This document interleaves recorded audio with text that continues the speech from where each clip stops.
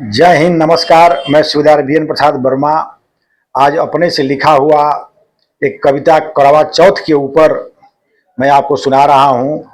एक नई नई दुल्हनिया जो पहली बार करवा चौथ की व्रत करने जा रही है, एक दूसरे से कैसे पूछती है अपने सखी और अपने भौजाई से, उसकी मन की भावनाओं को मैं इस कविता में दर्शाया हूँ। दुल्हनिया कहे अब की हमरा भाग में करवा चौथ बाटे ये सखी।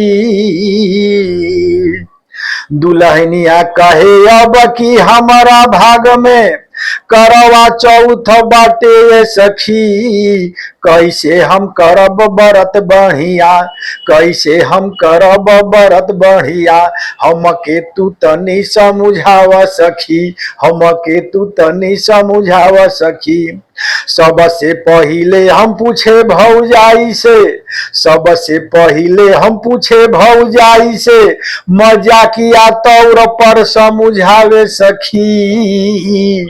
कहे तुहार बलमा आई है सजावे, कहे तुहार बलमा आई है सजावे, कही के हम के भरमावे सखी, कही के हम के भरमावे सखी।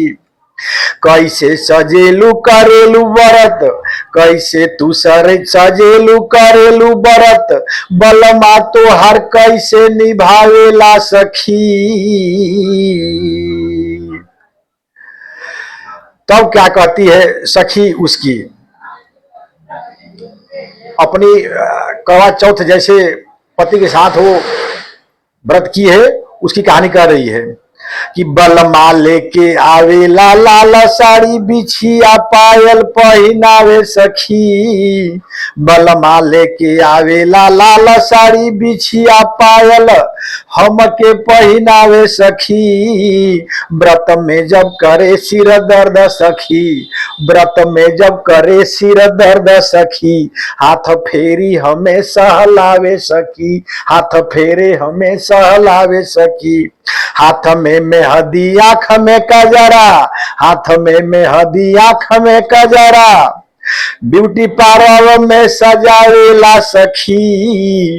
यही बीचत प्रेम के रंग चढ़े, यही बीचत प्रेम के रंग चढ़े, व्रत में दिन कटे खुशहाल सखी, व्रत में दिन कटे से खुशहाल सखी। क्षण में जल्दी होई जाला, क्षण में जल्दी होई शाम तभी, छत पर चढ़ी चांद निहारू हम सखी। क्षण में जल्दी होई शाम तभी, छत पर चढ़ी चांद निहारू मैं सखी।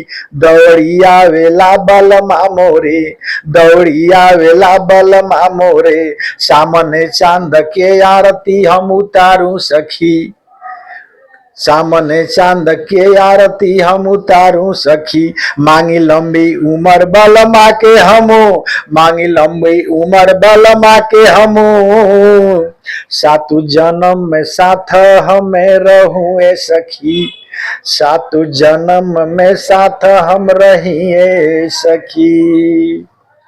जय हिंद, नमस्कार।